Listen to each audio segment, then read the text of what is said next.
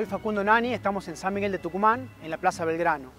Aquí, el 24 de septiembre de 1812, ocurrió una batalla decisiva para la suerte de la Revolución y Guerra.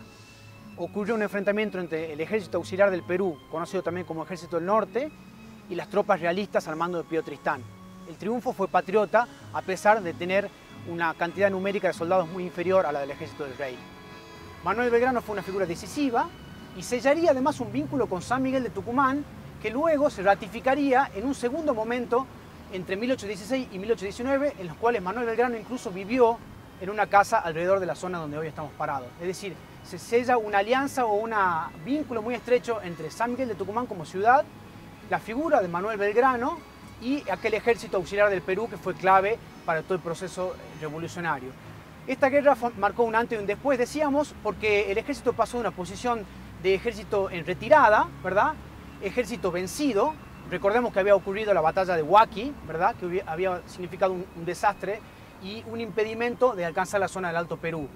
Sin embargo, después de Tucumán y después ratificado en Salta al año siguiente, el ejército auxiliar del Perú pasa de una posición defensiva a una posición ofensiva, si se quiere, de perseguido a perseguidor, y logra cimentar un poco las bases de un proceso revolucionario que iría creciendo a lo largo de los años siguientes y que después tendría un proceso de mayor consolidación hasta llegar a 1816 con la sanción de la Declaración de la Independencia aquí mismo en San Miguel de Tucumán, nuevamente con la presencia de Manuel Belgrano y del Ejército Auxiliar del Perú.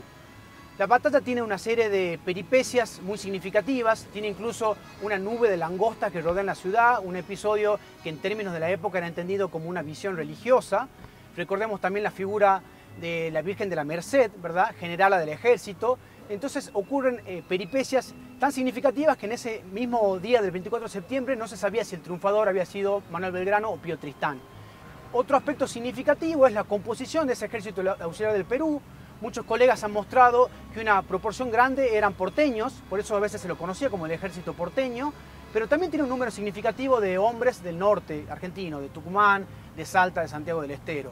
Tenía un número no menor de población afromestiza que después creció después de la batalla de Tucumán y la batalla de Salta hasta llegar a un 25 o 30% de la composición de los soldados, y también tenía un número no despreciable de soldados con experiencia en las guerras napoleónicas europeas, ¿verdad?, como pasa con la figura mítica del barón Holmberg. Es decir, la composición social del ejército era variada, como lo muestran los estudios, y eso implicaba que San Miguel de Tucumán se veía transformado, ¿verdad? De unos 4.000 hombres o almas que existían en San Miguel de Tucumán en ese momento, había 2.000 otros hombres transformados por esa guerra.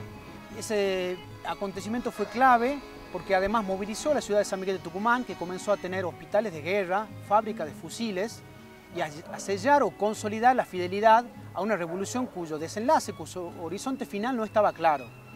Es decir, los pobladores de Tucumán no todos apoyaban a una causa revolucionaria que no se sabía, ¿verdad?, hacia dónde se dirigía. Pero después del triunfo, dirigido por Manuel Belgrano, las transformaciones fueron radicalizándose. Esa batalla, repetimos, fue decisiva porque selló la alianza y transformó la vinculación del pueblo de San Miguel de Tucumán y del norte rioplatense con aquella causa que en 1816 conduciría a la independencia de un país soberano.